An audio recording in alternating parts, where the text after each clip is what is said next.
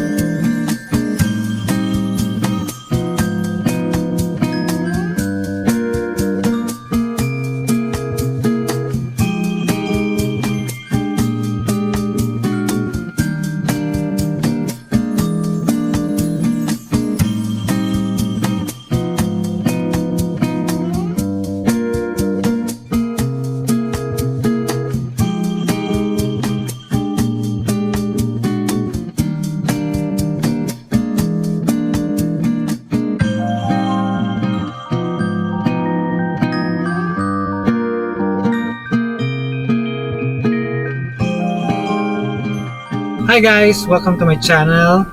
Happy Valentine's sa inyo. Nandito tayo ngayon sa Partido Rivera, Bicol 630 Road. Papunta tayo ng Tabaco dahil magka-camping kami. Dito kami dumaan instead sa main highway dahil isa sa pinakauna naming vlog papuntang Legazpi. Dito rin kami dumaan gamit yung Rusi Classic 250 namin. So bago tayo magpatuloy, meron tayong konting exchange gift na gagawin ngayon. Meron kayong binili na gift for each other. So hindi ko pa nakikita yung gift na binili niya. Hindi niya rin alam kung ano mga binili kong gift. Binilihan natin ang gift si Mrs. Favorite niyang chocolate. Meron tayong drinks. Ito ang for sure hindi niya na-expect. Sino mauna? Nasaan yung sa'yo? Sa likod. Kunin mo na. So ang theme ng aming exchange gift ay favorite snacks. Favorite snack, favorite na sweet, tapos favorite drink. For favorite snack, ito yung binili ko sa kanya. Ito naman, alam ko ito ang favorite niya. Tapos ang... So guys, yung drinks na gusto niya sana ay mogo-mogo. Kaso lang wala doon sa SM. Ito na lang yung binili ko. Alam ko ito yung second best. Strawberry flavored na Milkies. Ito sa'yo. Oh, nakarap niya. Wow! Hit the mark lahat. Knickknacks. Chocomucho. Tapos Gatorade. Gatorade. Parang hindi ko na sara yung pintuan sa likod. Sige na.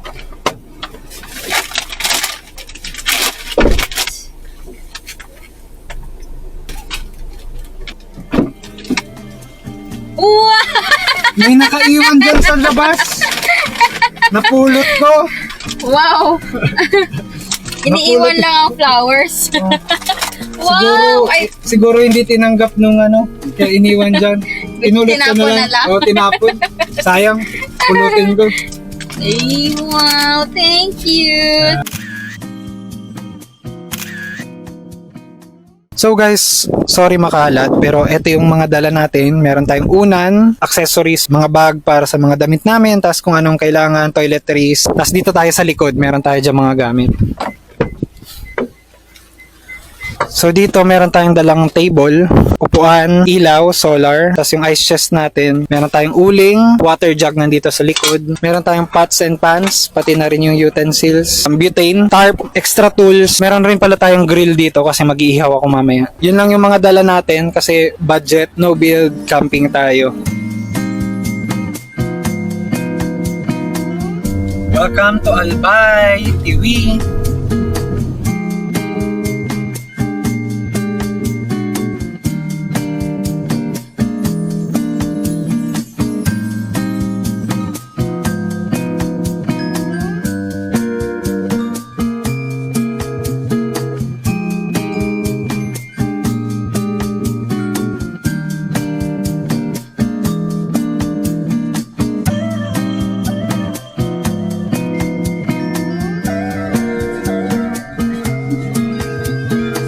So guys, nandito na tayo ngayon sa Tabaco. Bumaba lang si Mrs. para bumili ng pagkain. Wala kasing parking, so mag-iikot ako. Maghahanap ako ng free space para mag-U-turn. Sobra kasing traffic dito sa areang ito at wala pang matatabihan or walang mapaparkingan. Sobrang daming minivan dito sa Albay, nakakatuwa. Hello? Hello, kamusta? Pagkakulong tila. Mahanap ako dito ulit sa binabaan mo sa ko. Okay. Okay. Mabalik na ako. Kamusta? Super dami ng tao. As in, super. Valentine's Day, maraming nag-date. Diyan na lang tayo sa 7-Eleven, bibili ng pagkain. Diyan kami guys dadaan sa kalsadang yan at kung makikita nyo yung ulap sa areang yan, parang maganda yung panahon dyan. So sana hindi maulan sa areang yan para hindi tayo ulanin sa ating camping.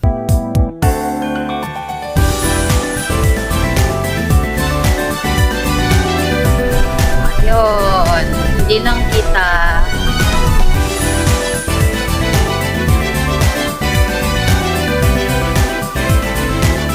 Kahit saan man kami pumunta, pag sinabi niyang punta dito, kasi hindi ko pa napupunta, tiwala lang. Maganda yan. Tingnan mo yan That view. Napaka-raw. Ayos. May river pa, both sides. Ayan po. Yun yung sinasabi ko kanina, habang palapit ng palapit, mas na-excite na ako. Nature trip. Mas maganda kung pupunta kayo dito mas maaga pa, pero kung dadaan kayo dito ng madilim na medyo delikado dahil kung makikita nyo yung daan, bangin na or ilog na yung nasa gilid. At tinitignan ko yung kalsada, parang walang mga street lights. So guys, papasok na tayo dito ngayon. Dito pa lang nakikita natin yung pool. Good afternoon po. Opo, car camping. Car. Diretso po.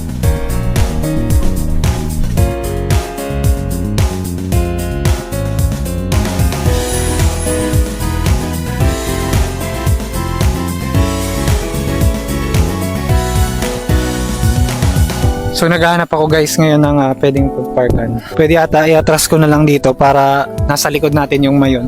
Diyan, puro gubat na. Diyan sa gilid merong ilog.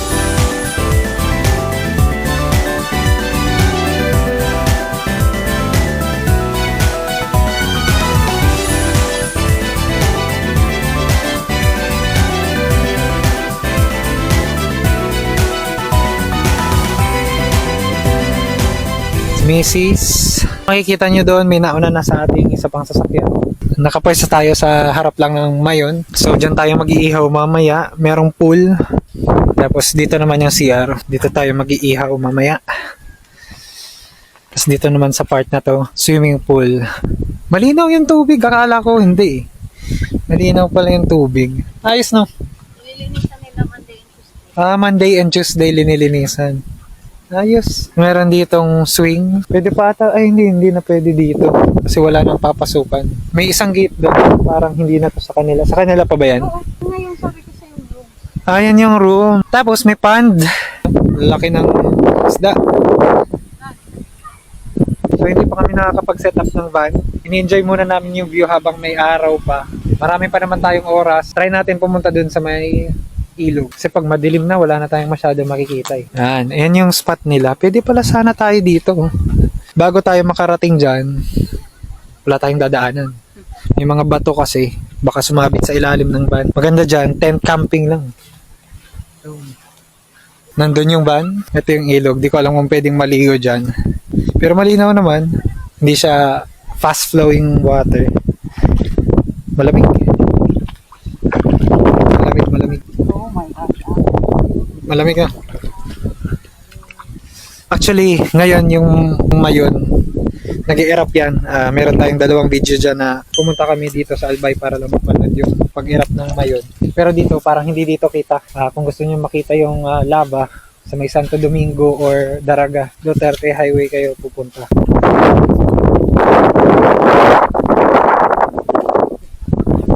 Balik na tayo.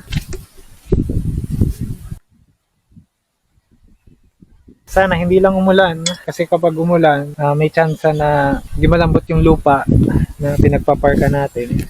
So baka hindi tayo makaalis bukas. Pero malaki ang tiwala ni Mrs. dito sa ating Suzuki Every Wagon. So yun, tiwala lang tayo. At yun, siguro may tutulong naman sa atin kapag nabalaho tayo. Setup ng camera. Picture muna tayo habang maliwanag pa. So guys, papakita ko sa inyo kung paano natin to gagawing higaan. First step, i-atras natin tong dalawang upuan. Katulad niyan. Pwede nyo rin ibaba. Hindi nyo naman kailangan ibaba siya ng kompleto. Parang headrest na siya. Pwedeng gawing unan. Tatanggalin nyo tong headrest. Pagkatapos nyo matanggal yan, ibababa nyo lang to. Pag ganyan. So, pag nakakonekta na yan, komportable na yan higaan. Pag may gap pa dito, pwede nyo i-abans ito ng konti. Mawawala yung gap. Tapos yun, ibababa nyo lang yan. Ganyan. Bababa nyo. Yan. Yan. Isang komportableng higaan na yan. Ganun mag-set up ng higaan dito sa ating minivan. Papakita ko sa inyo kung ano ang itsura kapag may higa. So yun, ganito kapag may higa. Medyo angat ang ulo.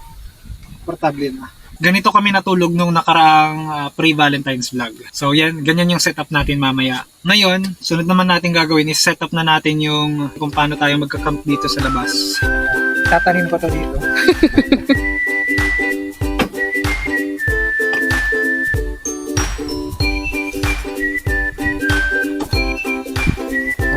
Yung drink.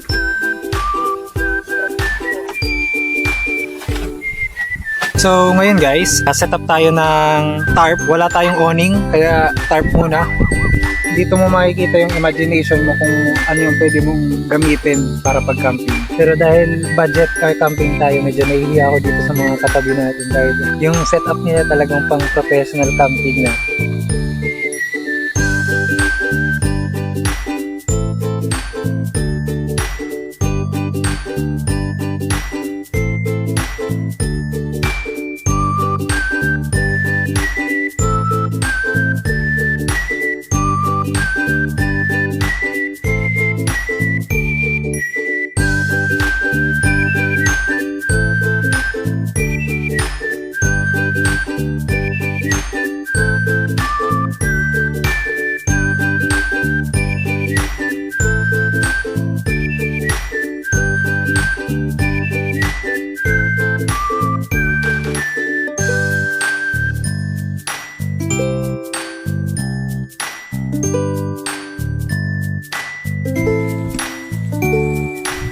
So guys, welcome sa aming munting tahanan for the night. Open the light.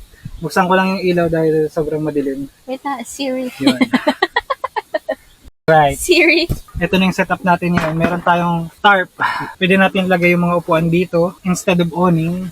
Kasi wala pa tayong awning. No? Subscribe kayo para makabili na tayo ng awning. Para sa susunod na vlog natin na camping, meron ng awning.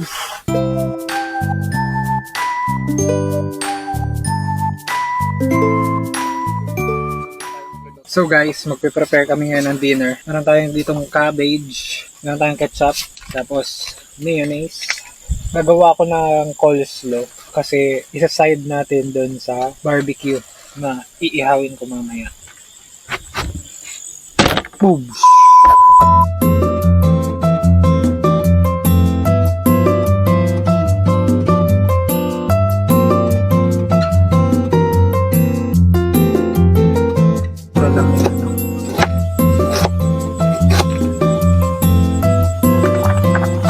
So yun, nahiwa na natin yung cabbage. Mahugasan lang natin siya. Tapos imimix na natin to ketchup tapos mayonnaise. Dapat wala tayong maiwan na basura para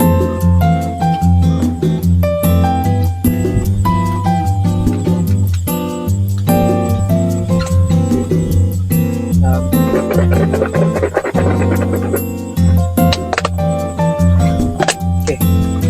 So guys, bigas, hinuhugasan ko siya ngayon. Alam niyo naman kung paano magsaing eh. Okay? Basta ako yung recipe ko 10 beses ko hinuhugasan ko. Joke lang. So yun, papalakihin ko pa yung apoy kasi dalawa yung kasalang ko dito, yung inihaw tapos yung sinahing.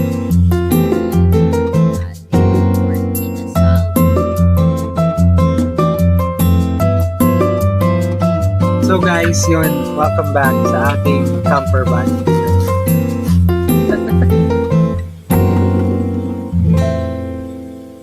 Init-init pa yung sinaing. First time namin mag-camping ni Mrs. na magkasama. Medyo mainit-init pa. So, ayan po, medyo... So guys, tapos na kami kumain. Sobrang nakakasilaw ng ilaw ni Mrs. So yun, namatay na yung ilaw namin isa. Parang hindi ko siya na fully charged, no? Ngayon naman, habang nagliligpit kami ng kinainan, lumalakas na yung hangin. Yung bubong-bubong natin ay hindi ko ba alam kung mag-give up na o hindi pa. Konti na lang, mag-aayaw na siya. Pero okay pa naman, still holding on. Katakot lang yung tunog. Nakakatakot lang yung tunog, parang binabagyo ba. Pero okay pa naman. Ngayon, magliligpit lang kami. Tapos yan, sa loob na tayo, magmo-movie marathon, ganun. Saan yung ilaw ko? Sorry. Magre-relax hanggang antokin. Pag nakatulog na kami, update ko na lang kayo bukas, no? So guys, nandito tayo ngayon sa loob ng ating minivan. At meron tayong ilaw dito. Eto, nalobat yung isang ilaw natin, yung solar lamp. So, dalawa yung chargeable fan natin. Pwede itong i-charge dito sa sasakyan. At yun, yung isa, clip-on. Ito naman, umiikot siya ng ganun. Ngayon, tumila na yung ulan. Sobrang lakas ng hangin kanina. Talagang yung tarp gumaganon ganun. Pero hindi naman natinag yung ating tarp na linagay, no? So, napakaganda ng ating tarp.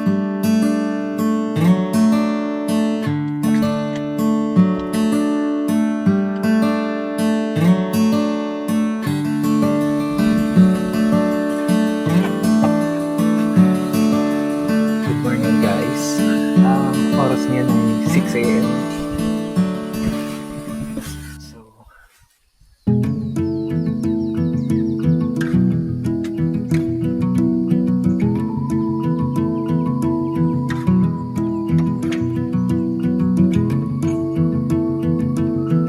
So, guys, nagawa ko ngayon.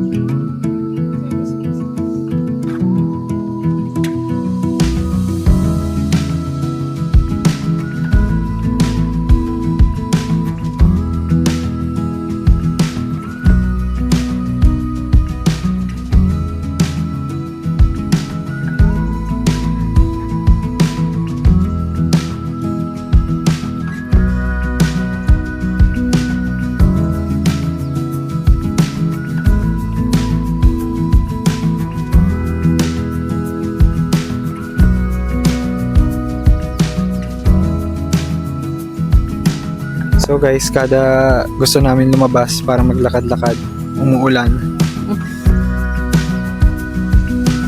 Time check tayo ngayon. It's 9:04. Naglakad-lakad na kami ni Mrs. Tapos nag-chill. Nanood-nood kami ng mga TV shows na gusto namin i-catch up. Ngayon, magluluto tayo ng breakfast. Kaso, nakalimutan ko yung cooking oil. Yun lang yung nakalimutan natin, cooking oil. Mga tagapagbantay namin kagabi. Ito pala yung view namin sa likod. Hinarap ko ng ganito yung minivan. Nagbaka sakali ako na pag umaga na, mawala yung clouds. Nandyan kasi yung mayon sa areang yan. So guys, ito yung cooking setup natin. Chill lang. Enjoy natin yung camping experience.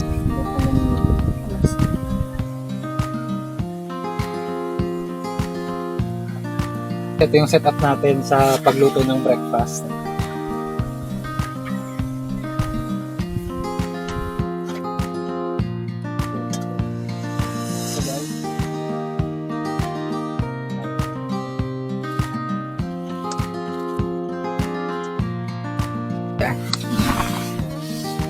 Umaraw guys, umaaraw. So guys, magpa-pack up na tayo. Tapos na kami mag-breakfast. Aalisin ko lang tong tarp. Pagkatapos nyan, maliligo na kami. Pagkatapos natin mag-pack up at maligo, babalik na tayo ng Naga City. So far set up, okay naman. Kung makikita nyo, dito kami nakapagluto, dito kami nakakain sa ilalim ng tarp. Medyo mababa lang siya, no? It served its purpose naman, no? Hindi kami nabasa.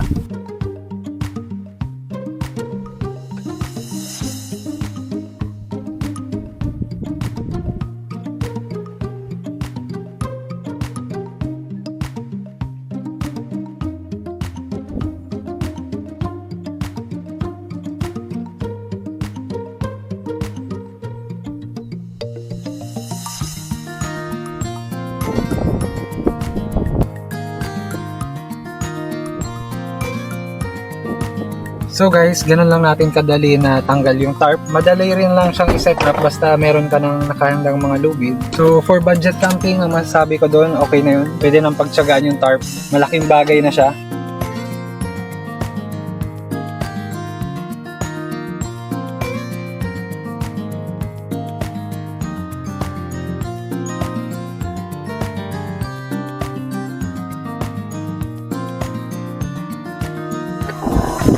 Ganda yung view. Dapat maliligo na kami doon sa CR. Kaso lang yun. Maaraw naman, hindi na umuulan. Nag-swimming na kami. Sinamantala na namin yung panahon ng kapag-swimming.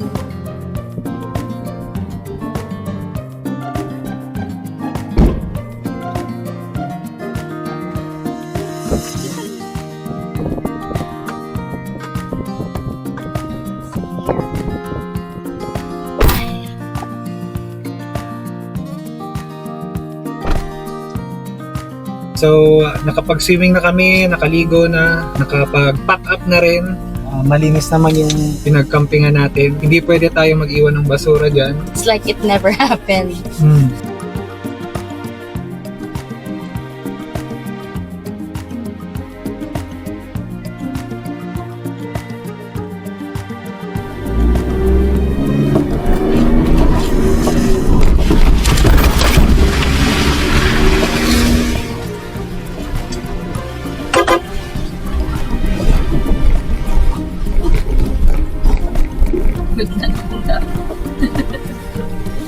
Good. So guys, kinaya naman makaalis doon sa putik. Meron kasing nagpiprenup doon kanina sa campsite. Tapos siya yung tumutulong doon sa tinutukoy kong nahirapan na sasakyan. Habang tinutulungan niya yung naunang sasakyan, lumusot na yung minivan. Nauna na yung minivan dahil nagmamaniobra pa yung isang sasakyan. Nakita niyang nahihirapan, inunahan niya na. Yung tumutulong na photographer, naka-thumbs up. Paano yung thumbs up? Nag-drive kasi ako. Ganon. Tapos yun ngayon naman, yung tayo naman, isang rangkada, dire-diretso lang. Walang problema.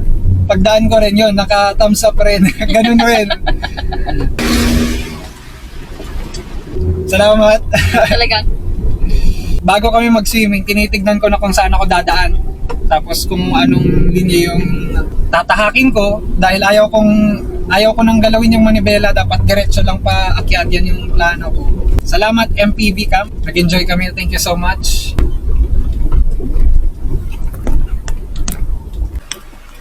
So guys, sana kita sa camera, pero yan yung view natin ngayon.